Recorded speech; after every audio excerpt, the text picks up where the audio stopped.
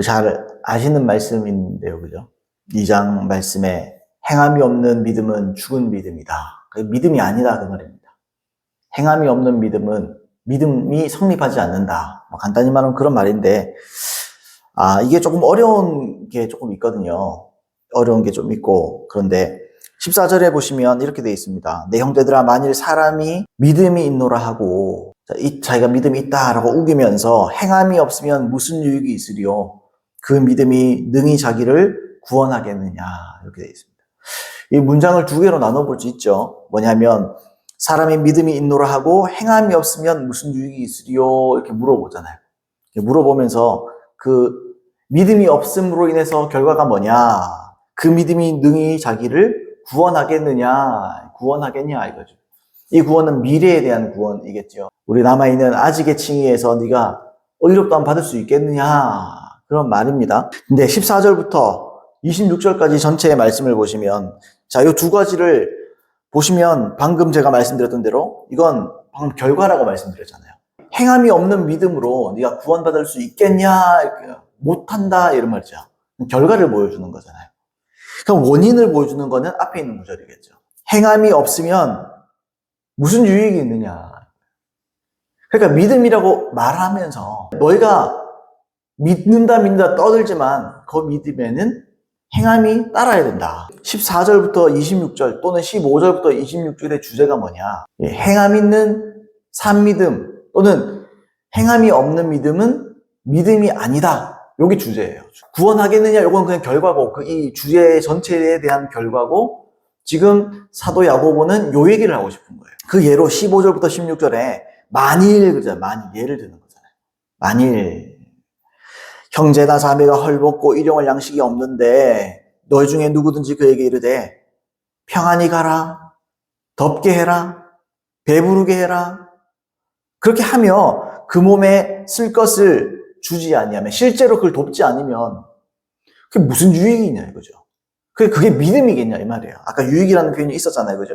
무슨 유익이 있으리요? 여기도 무슨 유익이 있으리요? 같은 말이에요. 이게 지금 같은 거를 보여주는 게 다 보이죠. 무슨 유익이 있으리요? 그 말은, 야, 그게 믿음이냐? 그게 예수님이 그 믿음 인정하겠냐? 이 말이죠. 유익이 없다. 다시 말하면 아무 득될 게 없다. 우리 고린도전서 산을 옮기는 믿음이 있을지라도 사랑이 없으면 아무것도 아니다. 그 같은 거죠. 그에게 아무런 효력 없고 아무 의미 없는 일이다.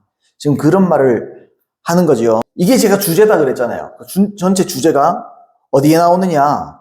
17절을 보시면 이와 같이 행함이 없는 믿음은 그 자체가 죽은 것이라. 17절에 한번 나오죠. 또 20절에 나옵니다. 허탄한 사람아, 행함이 없는 믿음이 헛것인 줄 알고자 하느냐. 주제가 계속 똑같잖아요. 또 26절, 영혼 없는 몸이 죽은 것 같이 행함 없는 믿음은 죽은 것이라. 여기 제가 주제라는 걸 자꾸 설명해 드리는 거예요. 그 이유가 뭐냐면, 이러면서 사도 야고보가 두 사람을 예를 든다고요. 그게 누구냐면 아브라함과 라합입니다. 두 사람 예를 딱 들어요. 행함 없는 믿음은 의미 없는 믿음이다. 죽은 믿음이다. 아무런 효과도 없고 그냥 믿음이 아니다. 사람에게 영혼이 빠져 있으면은 그건 사람 껍데기죠, 껍데기. 믿음이 피상적으로 그냥 믿음이다 하고 우길지 몰라도 그건 믿음이 아니다. 이런 말을 하는 거면서, 자, 먼저 21절에 이렇게 말합니다. 아브라함이 이삭을 바칠 때 어떻게 하죠? 그의 행함으로 의롭다 하심을 받았다. 그런 말 하죠. 우리는 믿음으로 의롭다 하심을 받잖아요. 근데 여기서 야고보는 뭐라 그래요? 행함으로 의롭다 하심을 받는다. 그럼 저는 율법주의자입니까? 그럼 저는 이제 율법주의자가 되는 라고 생각하잖아요.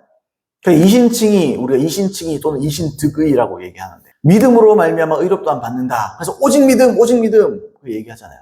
그래서 루터가 야고보서를 성경에서 빼려고 그랬습니다. 왜요? 오직 믿음을 얘기 안 하거든요, 야고보서. 그리고 아시는 분은 아시겠지만 우리나라 성경에도 마찬가지예요. 특히나 우리나라 성경에 오직 믿음으로 무슨 오직이라는 표현이 있잖아요. 원어에 보시면 오직이란 말이 없습니다. 오역이에요. 우리나라에서 일부 집어넣은 거예요. 칼빈주의자들이 많다 보니까 그거 집어넣은 거예요. 원래는 그렇지 않습니다. 오직 아닙니다. 근데 오직이라고 쳐도 보세요. 로마서나 이렇게 오직, 갈라디아서도 그렇잖아요. 오직 믿음으로 말미암아 구원받는, 의롭다함 받는 이라고 그렇잖아요. 근데 보세요. 그것도 뭐하고 비교하는지. 항상 율법이랑 비교하잖아요. 율법. 그러니까 회개를 무시하는 게 아니고 율법하고 요거 중에 따지면은 믿음으로 구원한다. 요 말을 하는 거지. 그냥 무조건 오직 믿어 그러면 안 돼요. 그건 성경을 진짜 모르는 겁니다. 그냥 무조건 오직 믿어 그거 아닙니다. 믿음 안에는 전에는 또는 믿음 안에는 뭐가 있죠? 회개의 요소가 있는 거예요. 자, 그래서 그 다음은 라합이잖아요. 라합이 여호수아가 이제 사람 보내잖아요. 사자들을 딱 보내니까 라합이 소문을 들은 거예요. 당신들의 소문들 내가 들었는데 여호와께서 당신들과 함께 하더이다 그러면서 그러잖아요. 그래서 딱 응대하잖아요. 여기로 도망가라고 이렇게 딱 도망시켜 주잖아요. 여리고성에서 이렇게 하다가 들켰을 때 뭐 그렇게 했죠. 근데 우리가 딱 하나 먼저 이해하고 넘어갑시다. 요거는 아셔야 돼요. 뭐냐면 아까 제가 야고보서 뭐 루터 얘기했는데요. 사람들이 좀 착각이 있습니다. 뭐냐면 착시 같은 게 있어요. 그게 뭐냐면 사도 바울이 말하는 믿음과 사도 야고보가 말하는 믿음이 달라요. 또 사도 바울이 말하는 행동, 행함이랑 또는 행위, 행함이랑 야고보서에서 야고보가 말하는 행위가 다릅니다. 왜 다르냐, 뭐가 다르냐, 저 먼저 말씀드릴게요. 이 차이가 뭐냐면, 믿음은, 사도 바울이 말하는 믿음은 행함, 순종이 받쳐주는 진짜 믿음. 요걸 얘기하는 거예요. 그리고 사도 야고보는 믿음과 행함을 서로 구분해서 사용해요. 여기가 믿음이 있고 여기 행함이 있잖아요. 이렇게 있잖아요. 사도 바울은 이걸 이렇게 표현해요. 이게 하나예요. 뭉쳐져 있어요. 근데 야고보는 따로 표현합니다. 믿음. 말로 떠드는 믿음과 실제 행하는 행함과 요걸 따로 분리해서 얘기를 하는 거예요. 그래서 사람들이 헷갈릴 수 있거든요. 근데 이런 개념을 가지고 보시면 됩니다. 자, 근데 제가 궁금한 게 있어요. 이 성경을 읽으면서 궁금한 게 여러분도 궁금하셨을 텐데 뭐냐면 뭐 라합은 그럴 수 있어요. 라합은 그렇다 치더라도 과연 아브라함이 이삭을 바칠 때에 21절에 우리 조상 아브라함이 그 아들 이삭을 바칠 때에 요 때라고 그러죠. 요 때에 행함으로 의롭다 하심을 받은 것이 아니냐 이렇게 말하잖아요. 의롭다 하심을 언제 받았습니까? 창세기 22장에 이삭을 제물로 바칠 때 의롭다 하심을 받았다 그러잖아요. 맞나요? 성경에는 아브라함이 의롭다 하심을 이때 받았습니까? 한번 생각해 보세요. 아브라함이 이때 받았나요? 아브라함이? 그럼 그전에는 의롭다 못 받았으니까 죽으면 지옥 갔네요. 그죠? 어떻게 생각하세요? 창세기 22장에서야 받은 거 아니에요? 그때에 그랬잖아요. 그러면 그전에 의롭다 못 받았네요. 그죠? 그럼 그전에는 죽었으면은 지옥 갈 사람이네요. 성경을 읽어보면 아브라함이 총 4번의 의롭다함을 받습니다. 4번 받아요. 4번. 첫 번째는 뭐냐면 창세기 12장에 보시면 본토지적 아비집을 떠나서 내가 지시할 땅으로 가라. 근데 거기에는 12장에는 의롭다함 받았다는 이야기가 없습니다. 창세기에는.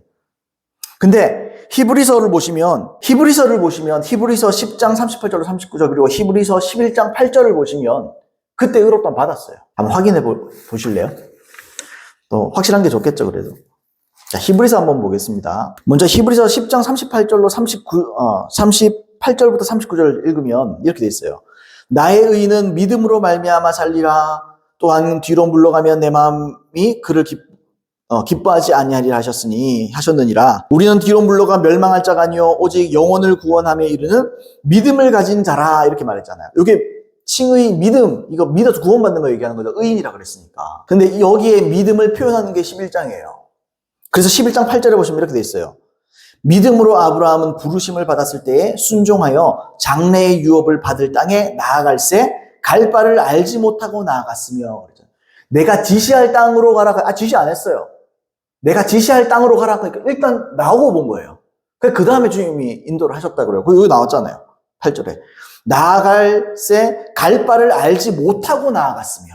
그러니까 여기 언제예요? 창세기 12장이죠. 그러니까 이때 이미 칭의를 받은 거예요. 의롭다함을 받은 거예요. 칭의.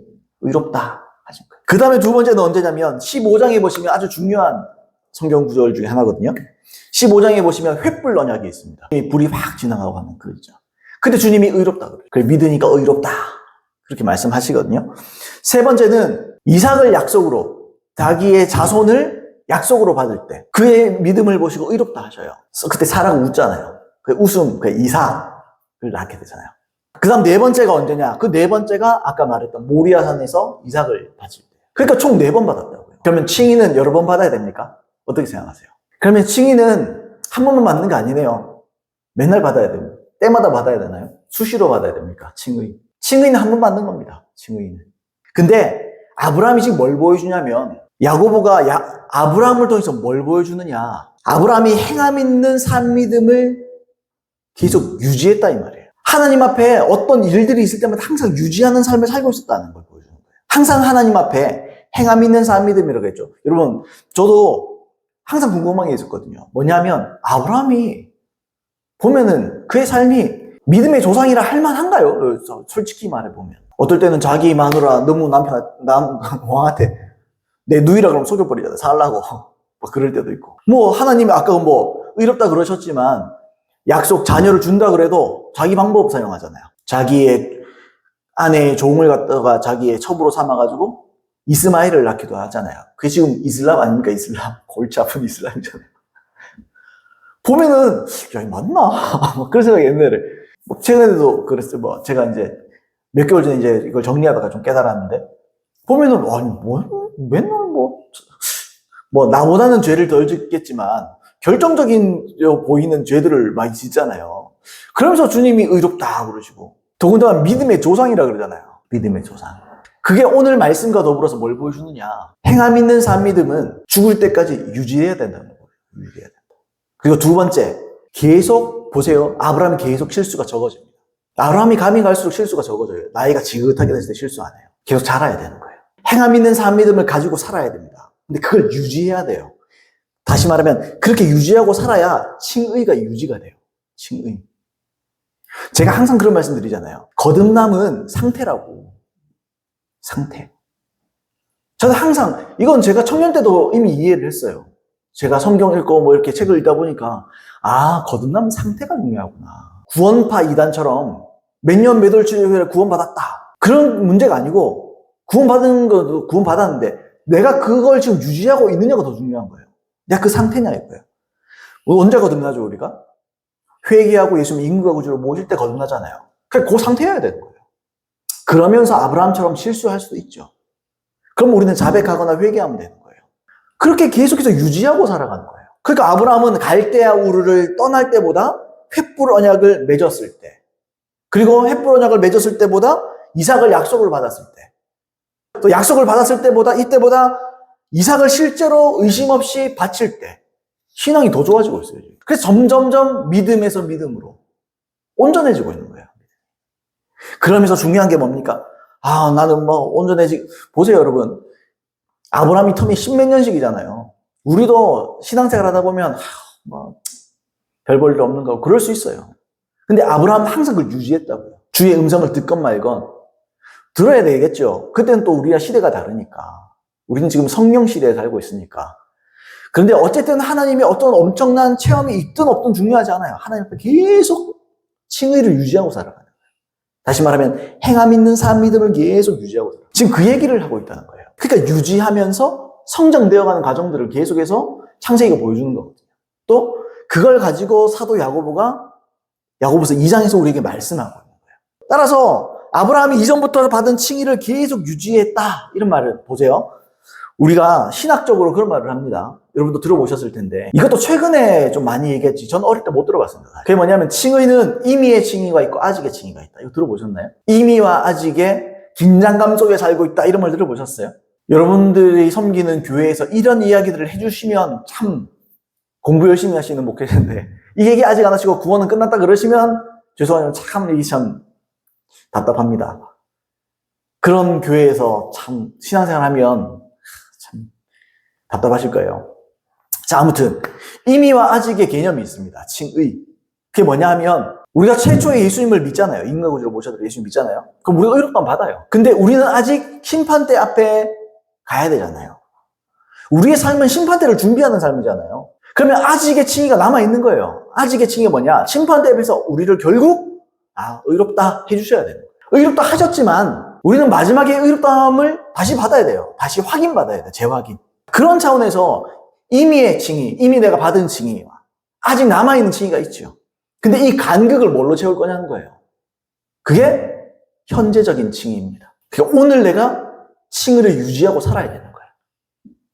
지금 사도 야고보가 그걸 얘기하고 있는 거예요. 행함이 받쳐주지 않는 그런 믿음, 그건 칭의를 유지할 수 없어. 네가 처음에 믿었는지 몰라도 그건 마지막에 미래에 아직의 칭의의 심판대 앞에 갔을 때 너는 그런 믿음 가지고는 작살나는 거야, 그냥. 너는 그때 칭의 받지 못해. 너는 불의한 자라는 평가를 받게 될 거야. 지금 그런 얘기를 하고 있는 겁니다. 그 칭의에는 임의와 아직의 개념이 있습니다. 그게 신학적으로 다 알고 있어요. 그런데 중요한 건요, 그 간극이에요, 간극. 현재적인 칭의가 있다는 거예요. 여러분들은 현재를 제대로 못 살면요, 미래는 없습니다. 이렇게 보시는 거예요. 이렇게 봐야 되는 거예요. 현재적 칭의는 행함 있는 삶 믿음 통해서 유지된다 이거예요. 내가 오늘 행해야 된다 이거예요. 그러니까 난 믿습니다. 말로 때울 게 아니고 뭐 믿으면 지금은 안 돼도 뭐 내일 뭐 좀 있으면 하겠지. 내가 좀 더 사정이 좋아지면 그런 거 없어요. 오늘 해야 돼요. 주님의 뜻이라면 오늘 행해야 돼요. 물론 오늘 행하는데도 이렇게 뭐 있죠. 그런 싸움이 있겠죠. 싸움이 있어서 또 실 수도 있겠죠. 질 수도 있겠죠. 그러나 또 다시 털고 일어나서 그걸 행하기 위해서 몸부림치며 살아가야 되는 거예요. 다시 말하면 이런 사람들이 나중에 심판대 앞에서 칭의를 이제 확인받습니다. 그래서 의롭다 하십니다. 그리고 천국 가는 거예요. 현재적 칭의를 유지하지 않고는 아직의 칭의에 도달할 수 없다. 그런 말입니다. 여러분, 그 옛날에 북한에 뭐 사람들 노래하는 거 중에 하나 있던데. 장군님 축지법 쓰신다. 이런 노래 아세요? 장군님 축지법 쓰신다. 김일성이 굉장히 그거잖아요. 신격화되어 있잖아요. 그러니까 장군님이 축지법 써서 이 미군이나 이런 걸 때려잡으셨다고 옛날에 영웅화 시키잖아. 그러니까 제목이 그거예요. 장군님 축지법 쓰신다. 뭐 하여튼 장군님 나고 축지법 맞을 거예요. 그러니까 발이 안 보이게 싹싹싹싹 이렇게 그렇게 한다는 거죠. 빌립처럼 순간 이동을 한다. 뭐 이런 의미겠죠. 뭐 그런 것 같아요. 근데요, 영적으로는 축지법이 존재하지 않습니다. 임의와 아직의 칭의 사이에 건너뛰는 건 없어요. 점프가 없어요. 우리 애들 게임식으로 워프가 없어요. 이건요, 우리의 인생을 통해서 채워나가야 돼요. 제가 이거 예를 자주 들어요. 이스라엘 백성들이 출애굽했잖아요. 구약시대 때. 출애굽을 했습니다. 그러니까 출애굽에서 벗어났죠. 그때 이 역사를 모세가 장인인 이드로에게 뭐라 말하냐면 여호와께서 구원하셨다 그래요. 애굽의 손에서 우리를 구원하셨다 이렇게 말해요. 구원하셨다. 애굽은 또한 세상을 의미하는 거기도 하잖아요. 구원하셨다. 구원받았죠. 우리도 그래서 구원받는다 그러는 거예요. 구원받았다. 근데 이 차원으로 구원받은 거지 아직 가나안 땅에 안 들어갔어요. 약속의 땅에. 근데 사람들이 요게 구원받았다 이러고 끝나버린다고요. 그러니까 사람들이 여기서부터 뭘 해야 돼요? 그러면 구원받았다 그러면 뭐 해야 되죠? 광야를 하나님의 뜻대로 살아야 되는 거예요.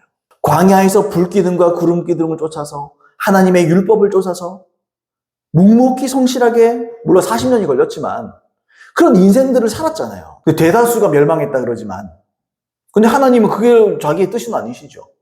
멸망이 하나님의 뜻은 아니에요. 구원받기 원해서 약속의 땅에 가기를 원하는 거지. 하나님은 우리도 똑같아요. 우리도 이 땅이라는 광야에서 불기둥 구름기둥 지금으로 치면 성령의 인도하심을 따라 하나님의 율법을 지키며 다시 말하여 그리스도의 율법을 지키며 성실하게 살아가기를 원하는 거죠. 그렇게 살다 보면 어디에 도착합니까? 가나안 땅에 도착하잖아요. 그 가나안 땅에 도착한 것은 약속의 땅을 받았다 또는 그게 천국이잖아요. 그게 하나의 큰 비유거든요. 그 구원받았다 그게 칭의라고요. 그게 칭의. 애굽에서 구원받는 게 칭의예요. 칭의. 여러분 그러면 어떻게 하죠? 구원받을 때 어떻게 합니까? 나는 그래도 가긴 가지만 내 마음은 항상 애굽을 사랑해. 친애굽, 친중, 친북 뭐 이런 겁니까? 친애 이겁니까? 항상 나는 그래도 애굽의 법을 따르면서 갈 거야. 나 몸은 여기 있지만. 이런 사람 없죠. 다시 말하면 세상에 미련 둔 사람 없죠. 애굽에 미련 안 두죠. 자꾸 미련이 올라오긴 하죠. 광야가 힘드니까 우리도 신앙생활 하다가 힘들면 세상 생각 나고 그러잖아요. 근데 이스라엘 사람들은 자꾸 불평하고 원망한다고요. 그러니까 우리도 고린도전서의 말씀처럼 우리도 하나님께서 가장 싫어하는 죄가 뭐죠? 원망하는 죄잖아요. 내가 그냥 예수 안 믿을걸. 내 괜히 예수 믿어가지고. 이런 소리 하면 안 돼요. 원망하는 소리, 그런 소리 하시면 절대 안 됩니다. 그러다가 심판받았습니다. 뭐 세 가지가 있잖아요. 우상숭배하는 죄와 원망하는 죄와 음란이었나요? 이 세 가지를 그들이 버림받았다 그러잖아요.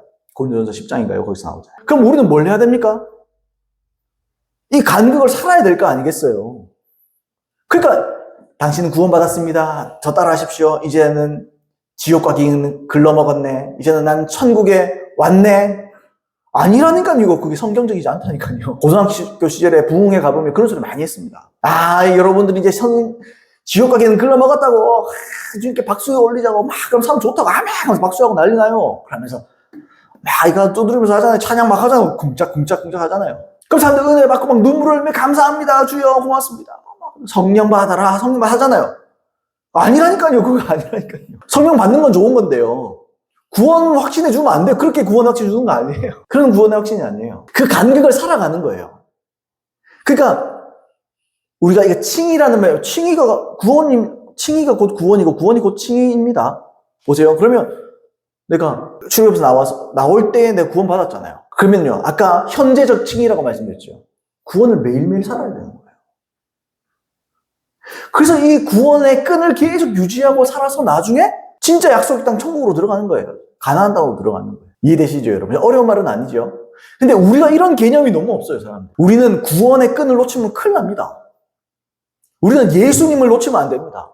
그러니까 우리는 예수로만 됩니다. 예수만 붙잡읍시다. 예수만 바라봅시다. 거기에는요, 그냥 멍 때리고 바라보는 게 아니에요. 회개와 믿음의 삶을 고수하고 살아가야 돼요. 회개하고 예수님을 임금과 구주로 모시는 사람. 다시 말하면 예수님이 나의 왕 되시고 내가 그분의 종으로서 그분을 섬기며 충성하며 살아가는 걸 계속 유지하고 살아야 돼요. 그러니까 예수 믿는, 그래서 성경에도 말하는 거예요. 너 깨어있으라. 깨어있으라. 견디는 자는 구원을 받으리라. 사람들이 한국은 영원한 구원이라면서요. 근데 견디는 자가 구원받으라면 무슨 말이에요? 잘못된 말이지. 근데 성경은 계속 말하거든요. 깨어있어라. 영적으로 깨어있어라. 잠들지 마라. 기도하여 깨어있어라. 끝까지 견디는 자는 구원을 받으리라. 견뎌야 된다는데 뭘. 이겨야 된다는데 뭐. 이기는 자가 생명의 면류관을 받게 될 거다 그러잖아요. 계시록에도. 이겨야 된다는데 왜 자꾸 져도 된다 그래요. 물론 우리가 실수하고, 근데 말씀드렸죠. 실수를 하더라도 아브라함의 실수가 적어지는 것처럼 우리가 믿음대 주님을 붙잡고 계속 그걸 고수하면요, 실수가 적어지게 되는 거예요. 아멘입니까, 여러분? 그런 인생을 살아야 되는 거예요. 그래야 구원받습니다. 이 임의와 현재와 아직의 칭의, 이걸 전부 다 살았을 때 우리가 그죠, 구원받는 거예요. 이게 구원 전부예요. 이게 구원 전체를 보여주는 거예요. 우리는 근데 처음에 시작할 때의 구원만 구원이라고 말해요. 우리가 처음 시작할 때의 구원만 자꾸 칭의라고 말해요. 그러니까 사람들의 도덕성이, 윤리가 무너지는 거예요. 받았다는데 뭘. 저도 항상 설교하다가 양심적으로 말씀드리잖아요. 제가 그런 식으로의 구원이 진짜 구원론이면 저는 막 너무 좋겠어요, 나는. 아니 뭐 한번 구원 받았으면 땡이라는데 뭐 그냥 난 내 멋대로 살면서 뭐 그냥 설교는 뭐 대충 해버리고 그냥 하나님 앞에, 저도 그렇잖아요. 설교는 또 설교자로서 저 굉장히 부담이 크거든요. 우리 가족이랑 몇 분 안 되는 분과 이렇게 예배를 드리고, 내가 이 말씀을 통해서 결국 내가 심판받잖아, 하나님께. 너 뭐 전했냐 이거예요. 너의 말씀은 뭐냐 이거예요.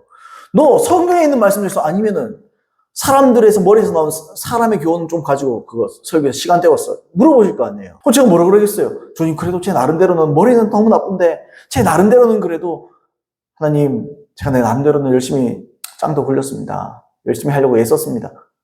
말 한마디, 그래도 그 말은 좀 할 수 있어야 되지 않겠어요? 그죠? 근데 목사님들이, 저 목사님들을 비판하고 싶진 않아요. 근데 비판하고자 비판하는 게 아니고요. 목사님들이 또는 뭐 신학생들이 진리를 너무 모르면서 인터넷도 보면요, 유튜브도 보면 내 보면 진리를 잘 모르는데 젊은 이렇게 분들도 이렇게 유튜브로 요즘 많이 설교나 자기 뭐 이렇게 올리잖아요.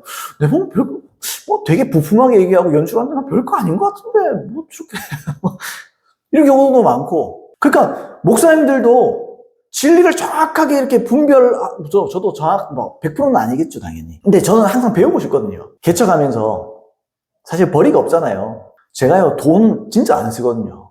근데 책 사는 건 안 아낍니다. 책 사는 거는 막 중고서 다 뒤져서 삽니다. 읽어야 될 책은 막. 왜냐? 나는 멀었어요, 아직. 이런 진리들을 이해하고 또 이렇게 나누는 것도 참 귀한 일인데 평생 이것만 할 수 없죠. 더 좋은, 더 깊은 진리를 나눠야 될 거 아니에요. 그걸 배워야 되잖아요. 죽을 때까지 배워야지. 근데 보면 내가 20년 전에 어떤 목사님의 설교를 듣는데 지금도 그 설교해요. 20년, 30년 지났는데 설교가 똑같아요. 설교 들어보면.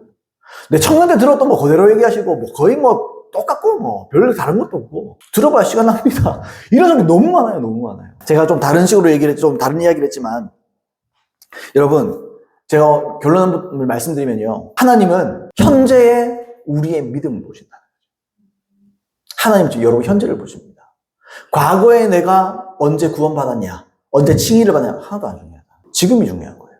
지금 이 시간, 이 순간, 이때의 내 마음이, 이때의 내 마음의 주인이 예수님이냐 이거예요. 그리고 당장 이 설교가 끝나고 나서 기도하시고 기도 중에 감동받은 거 있을 수 있잖아요. 제가 항상 말해요. 그러면 그 실천하려고 듣는 거예요. 성령의 음성을 왜 들어요, 우리가? 간증이나 새로운 체험을 하기 위해서 음성 듣는 거 아니에요, 단순히. 그게 있을 수 있죠. 순종하려고 듣는 거예요, 순종하려고. 실천하려고 듣는 거예요. 예배 때 말씀 왜 듣습니까? 주일이라서 어쩔 수 없이? 또는 뭐 수요일이니까 그래서 수요 예배는 한번 가야 되니까? 그러면 안 되는 거예요. 그건 오늘 말하는 현재적인 치기가 거리가 먼 거예요. 살라고, 살아내려고, 하나님의 뜻이 뭔지 알려고. 작지만 내가 실수할 수도 있고 아직은 100% 순종이 안 되더라도 물론 100% 순종해야 되겠지만 70%, 60% 좋다 이거예요. 내가 그걸 순종하면서 안 되면 금식하고 안 되면 몸부림치고 안 되면 울어버리고 안 되면 예수님 눈에 보이진 않지만 뭐 보일 때도 있고 뭐 하지만 뭐 그냥 막 주님 붙잡아야지. 살아내려고. 하나님 그 사람한테 은혜 준다니까요. 하나님께서 그 사람에게 광야에서 현재적인 칭의를 유지할 수 있는 힘을 준다니까요. 은혜는 그때 온다니까요. 은혜는 그냥 가만히 있다고 안 와요. 은혜는 내가 간절해야 오는 거지. 간절하고 목말라야 주는 거지. 은혜를 누구에게 주십니까? 겸손한 자에게 주시오.